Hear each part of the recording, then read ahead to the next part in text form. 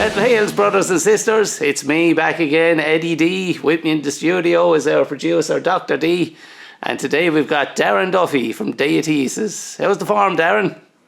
Good evening, all good here, yeah. Sunny Loud. Looking a bit tired there. You're a man that had a busy weekend. Yeah, we got frazzled in Nebworth on Saturday, so I'm a bit radioactive looking, yeah. Happy days. How was the whole weekend? Yeah, it was great. Well, the couch park on the way home was quite amusing. It took about an hour and a half to get out. But anyway, apart from that, minor problems. We had plenty of Eddie Evil Largo, which was an interesting brew they had. Had you much of a crew went over with you?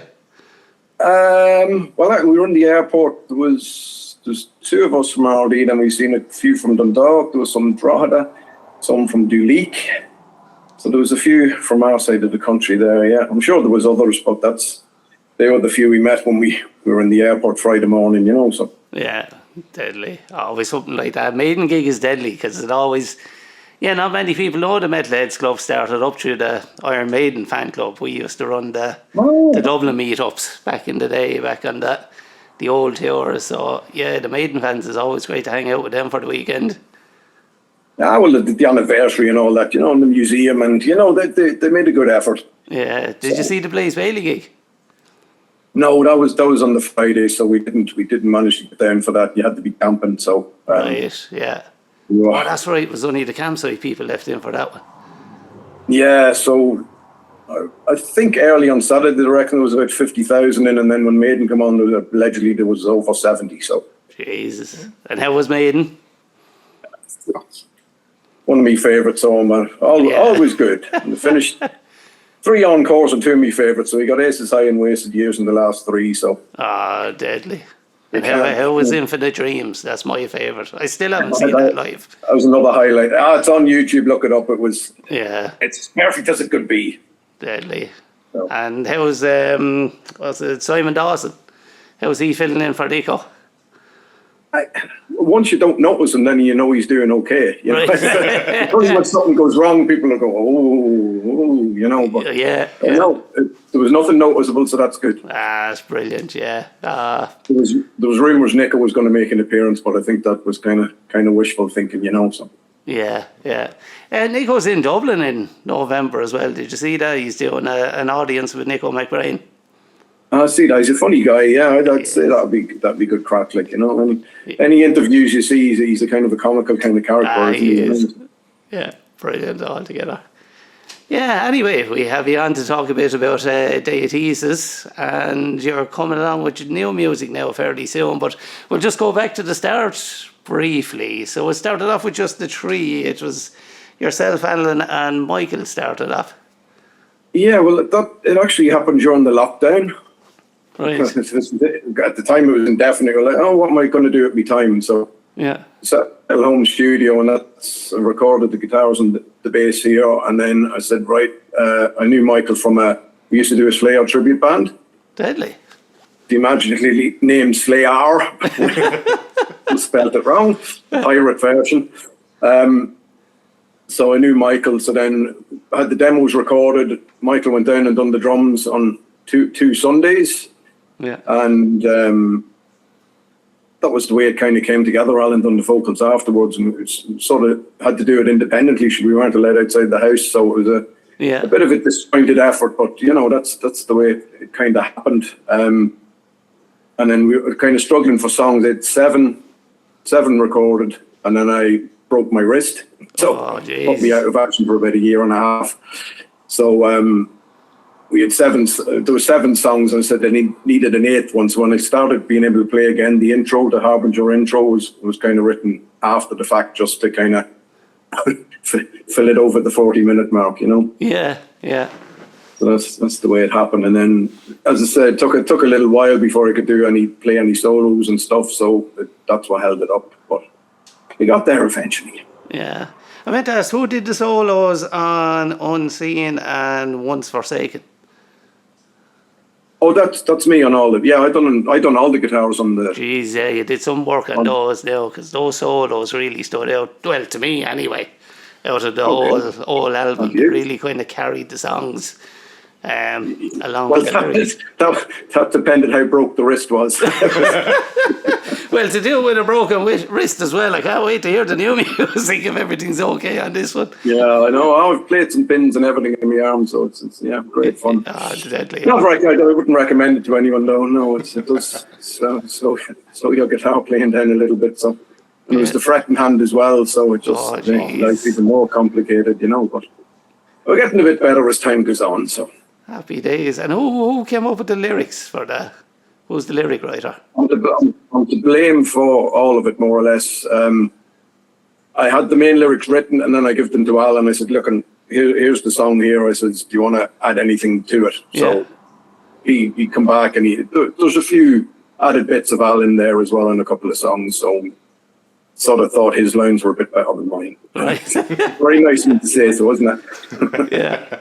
No, I'm a big lyric man myself, so definitely the lyrics on that album are just, the whole story carries through out. There's a sense of impending doom kind of coming along through the whole album. Yeah, I was kind of grumpy back then. I was locked in the house with a broken wrist. I wasn't. I suppose a broken wrist and the lockdown and COVID and everything. You had plenty of material to work with anyway. I could have done a double album probably if I had to think about it. But anyway, that's the way it panned out. But it's people were actually surprised because they were expecting the Slayer Part 2. Yeah. And then it was. I made a conscious decision not to be Slayer Point 2, but then it kind of turned into a kind of a Candlemass kind of thing, and I was probably veered to more doomy than I would have liked, So I think on the next one it kind of rebalanced in the middle somewhere. Yeah, because you can kind of see the influences there, all right. You have the kind of the thrash music, and then there's a bit of Sabbath kind of creeping in there as well. But the big thing was for me is Alan's vocals on it. Really makes a difference because you can hear an Irish accent coming in there. And to me, I just love that because it's an Irish accent singing that style of music that really gives you a difference above the other man's kind of playing that kind of music. It's a little bit authentic, yeah. Well, again, back to the Candlemass as well. I like the kind of higher range vocals. And there was a band back in the 90s, I don't know, Solitude Eternus. I don't know if you remember them or heard of them. No. There's another more obscure doom band, but if you check them out, the vocals and the kind of overall sound, I had a big thing for them back in the 90s when they were out and about, so. And then cross with Slayer, which makes no sense, so there you go. Well, it sounds brilliant anyway when you put it all together, so yeah, it was deadly now, everything on that, and thanks a million for sending it into us and having a listen to it. We'll be putting it up on everything, because... Oh, there's no problem. I was on we're going to do the album in 2 4-track EPs. So the first 4 tracks are all recorded and good to go. But as I said, the final mix isn't just quite there yet. That was the most finished of the 4 really to be able to give you, to be honest. So.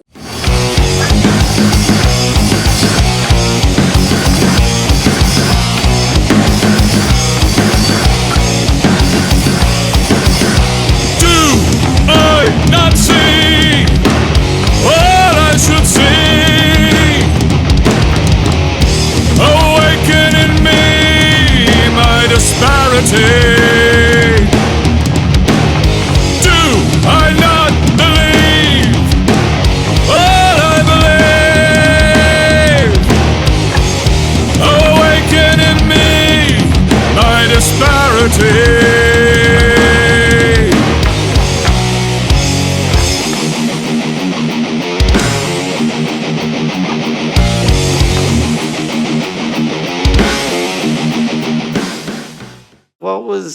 How'd you come up with the decision to make 2 EPs, 2 4-track EPs? It's a good question. We got a new drummer. He's a much younger guy, and he's at college doing music and everything. And he said, "Oh, you should do it as 8 singles. It seems to be the done thing now. You don't release an album, you do 8 singles on it." Yeah.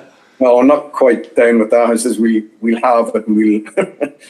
We'll do 4-track EPs, and then you have something to release then you know. Yeah, So I was guessing it would be something kind of like that, and when you mentioned the younger lad coming in too, because I'm in a punk band myself, so when we were looking at releasing, some of the guys in the band are looking at what way you should release it in regards to like trying to make it on streaming services. And yeah, the you whole have to keep algorithm of everything that. comes into it, and how everybody else does the time you have to release the song at, what day of the week, if you with the countdowns and everything with that, like. It goes into this whole other mad mess of things altogether. So I couldn't do that much micromanaging, you know. I was semi-guessing that if it was 2 4-track EPs, that it would be something around that. So you'd have something to release now and build momentum on, and then have it for the other part. So I was curious myself as well around the decision to that. So you agree with me then, do you? Maybe. Yeah, like in my own one too. Like we're looking at. We did a couple of singles, but we just want to get an album out now. That's what we want to do. We're done with trying to beat the algorithm or anything. We're just want to get the album. I know, yeah. It's always good to go old school. Just record it, package it, and put it out in the world and see what happens. Well, that's what we did with the Equilibrium, and then it wasn't thought through very well, to be honest. And we were like, there it is, and we were like, oh, what do we do now? You know? Yeah. We're trying to be a little more structured this time, at least. The new song you sent on is Disparity. You're really coming out with all guns blazing on that one. Yeah, it's just a little bit of everything. Yeah, it's the title track. It was actually supposed to be on Equilibrium, right. Pre-Broken Wrist, so it didn't. I knew there must be a good reason to go with that one because.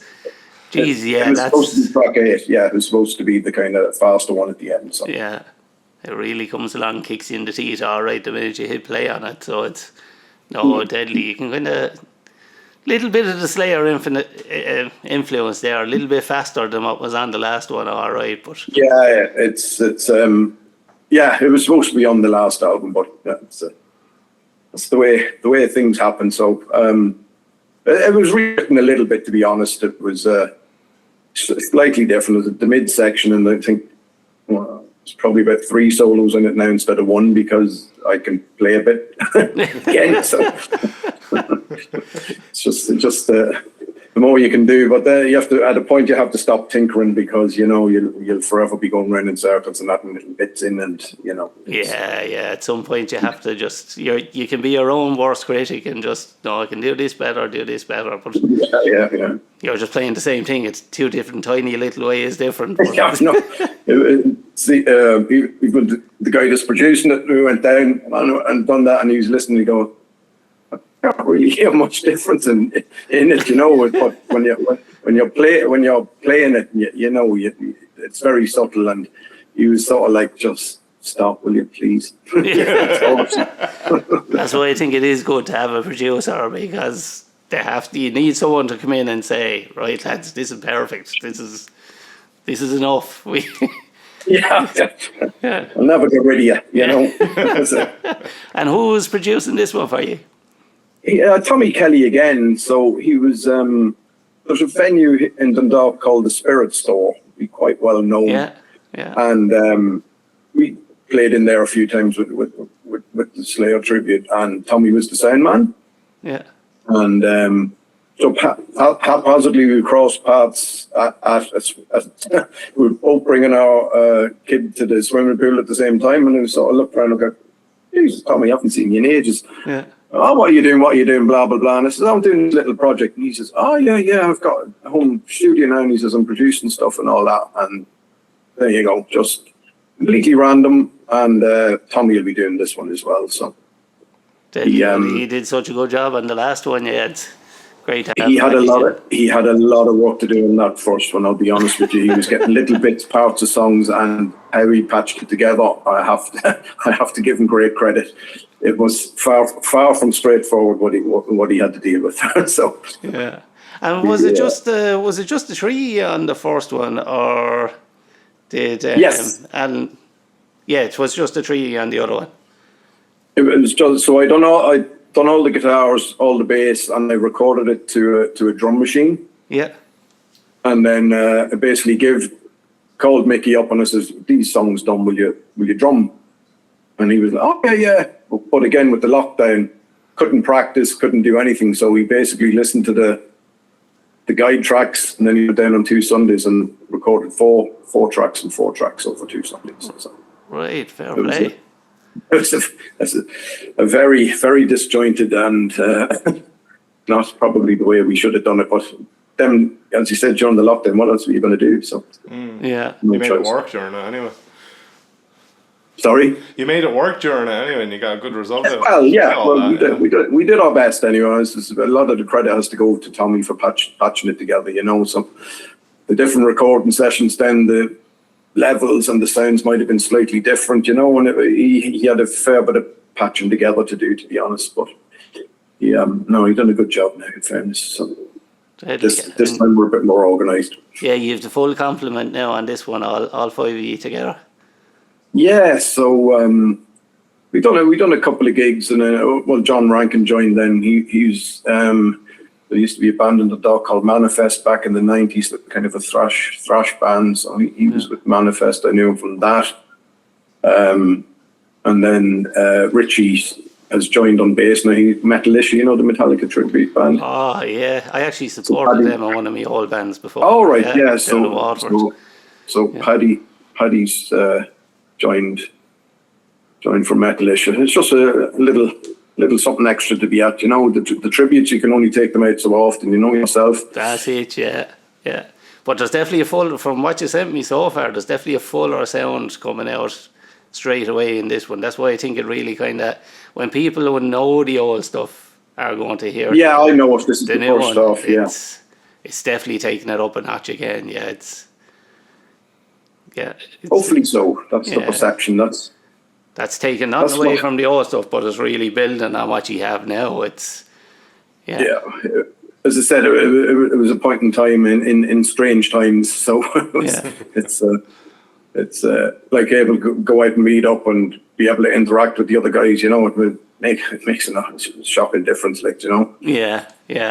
And was there much rehearsal before the recording, or did you come up with the material and send it on to the lads and then just come together to record it?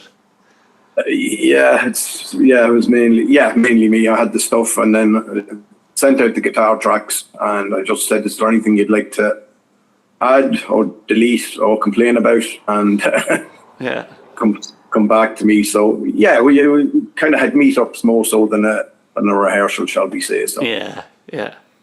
So I have a studio here in the house, so it was quite easy. The lads come over at different times, and you know, so it takes the pressure off as well. You're not like, oh God, I have to be in and here and get 4 songs done in 3 hours and get out. You know, at least but you know what I mean. It's we were able to sit down and listen to the songs, and I've changed them, and you know, it's but the tinkering has to stop. So that's. Yeah, it's definitely, when you think about it, the way it's changed since 10 or 15 years ago, it's a lot more relaxed to create music now, instead of before you'd have to rent a room, you'd be practicing for 3 or 4 weeks on one song, then you go on to the next song, and then trying to get a few bob together then to try and record something. But then as soon as somebody hit the record button, your hands went to jelly. And I've played it right 99 times, and then they hit record, and I just made a mess of it, You know, it's just sod's law, isn't it? But as I said, and now with the little tinkering that goes on in the studio as well, you know, just doesn't have to be done in one take, and it is so much easier, to be honest. And I think that's why there's better quality coming out of all these Irish bands now at the moment. Actually, we can hear these Irish bands now at the moment. Before, they probably sat in a garage rehearsing and didn't have the money to record that and to release it, and kind of the venues aren't really there either to get. How are you finding getting gigs at the moment? I didn't really want to go back out until we had the new recording. I didn't feel there was any point going back out playing Equilibrium again, you know. So we kind of we done one. There was a Dio band over, Dio tribute band over from America there. So we done Mandela Andella Hall in Belfast, and Hughes and Drogheda. Yeah. So they were kind of the only two we've done so far this year, you know, and then we says, right, do the recording and hold off until then. And then there was another spanner in the works. The Rockathon phoned for us to do the Slayer tribute, which we hadn't done that in 2 years. The last time we played Rockathon was 2 years ago with that, and we hadn't played for ages before that. So again, it was 45 minutes, quick. What are we going to do? And then the other guitarist as well. He went to the Rory Fest. Yeah. So then we had to get a guitarist in, and I think we had about a month left. Right. So we got a new guy in, and he basically learned the set and everything. I have to say, fair play to him. Yeah. It's not like War Ensemble is a tricky enough tune. You know what I mean? And 45 minutes of Slayer, yeah. So we got the set together in about 4 or 5 weeks, and it went surprisingly well. So that's fair going. Yeah, no, it was good. It was a bit of trepidation before we went up because the other guy hadn't played, you know, gigged in ages, and his first Slayer gig, you know, and he's there at the Rockathon. He's sort of like, you know, so all right beforehand. But when you stand up and we start off with Side of Heaven because of the intro, you know, and as soon as that kicked in, it was sort of like, oh, this shit's real now, you know. So, but I know it's enjoyable. You can't beat a bit of Slayer. So yeah, definitely. All right. Yeah. So, what dates can we look forward to getting the first EP out anyway?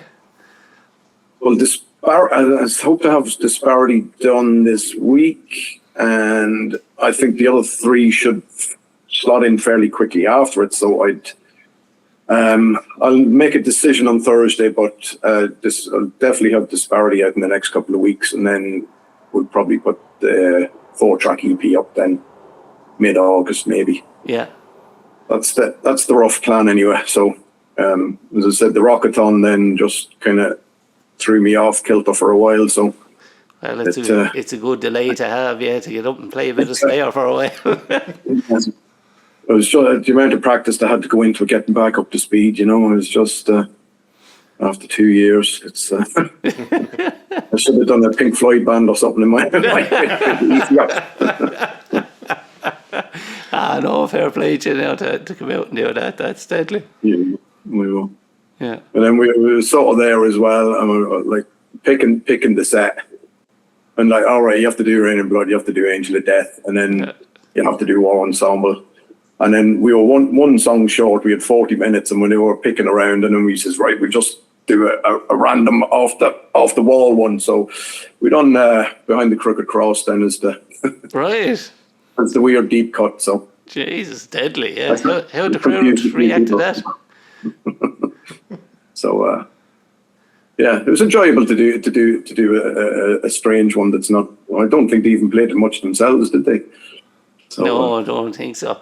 Yeah, has there been any update on Rockathon, the way tickets.ie folded? And I know they're doing crowdfunding to try and get it back up again for next year. I've seen that going around, and we at the time we heard the whispers that he was, because we heard about the Rory Fest. That's the same, yeah. Well, they were even worse. It was massive money. I read there was 550 grand or something is the latest that is supposed to be owed to the festivals and stuff, and you're like, oh wow, that's some savage money to rake back in. So I think most of the bands are just, I think they said, right, we'll waive the money, we don't expect it, you know. Yeah. Which I think is fair enough. It's not a big deal. It was a great weekend, and you'd go and play it for just being there. Do you know, that sort of way? Yeah. But yeah, I see the GoFundMe's up. Like I don't know what's going to happen. But the fact that Rockathon has been so successful in drawing people in, I think somebody will sponsor it. You know. Yeah, that's what I'm wanting to say. Same with Rory Fest. Somebody's going to sponsor that. I don't doubt it. I feel sorry for the promoters this year who got stung, and the timing of it as well. You're like, so they've 500,000 and then went bust. Yeah. What happened to them before that? I know, yeah, it's just shocking. And then the timing as well, it was literally just after them two festivals, like, oh, sorry lads, we're gone bust. Yeah, for anyone listening who didn't know, tickets.ie were a ticket vendor for big festivals in Ireland, and two of the biggest ones, well, biggest in our community, the Rockathon and the Rory Gallagher Festival in Donegal. Yeah, tickets.ie went bust, and all the money for the purchases of the tickets the two festivals never got, and now have to try recoup their losses to go again next year. So it's hard to imagine in this day and age that there wasn't any insurance or anything that could cover it. I've seen something about court cases and stuff, but by the time you pay off solicitors and everything, all the money will be eaten up in legal costs and going around in circles. So I don't know. It's just it's a nasty outcome for them. It's a pity, like, you know. But hopefully they'll come back. I'm sure they will. There's no way there's not going to be a Rory Fest next year or a Rockathon, like, you know. Yeah, and it's kind of the fact that it's like rock and metal bands are such a community. I'm sure everyone's going to pull together to try and get them back up and running again anyway. Like, you could see as soon as it happened and it came into the public domain that's what happened. All the bands, right, it's okay, we waive, we don't expect to be paid, and, you know, so it's the right thing to do anyway. Yeah, exactly. In my view, it's not costing you anything. Like, it's not as if you've lost a load of stock or anything. It's only a few hours of your day to go and have make a bit of a racket in Fairy House, you know. That's it. And most people in the band are doing it because they love it anyway. It is like we've all played gigs where we haven't got paid. I didn't expect to get paid. That's nearly worse again, isn't it? Oh, brilliant. That's the beauty of it all, huh? Yeah, without a doubt. Yeah, so thanks a million for your time, Darren. This has been absolutely brilliant. And do feel free to come back again once everything's released. If there's any gigs going on or anything, come back on. We'll do the best to try and spread the word the best that we can. 100%. Much appreciated, lads. That's brilliant. Thanks a million, Darren. All right. Thanks very much. Bye. Have a good one.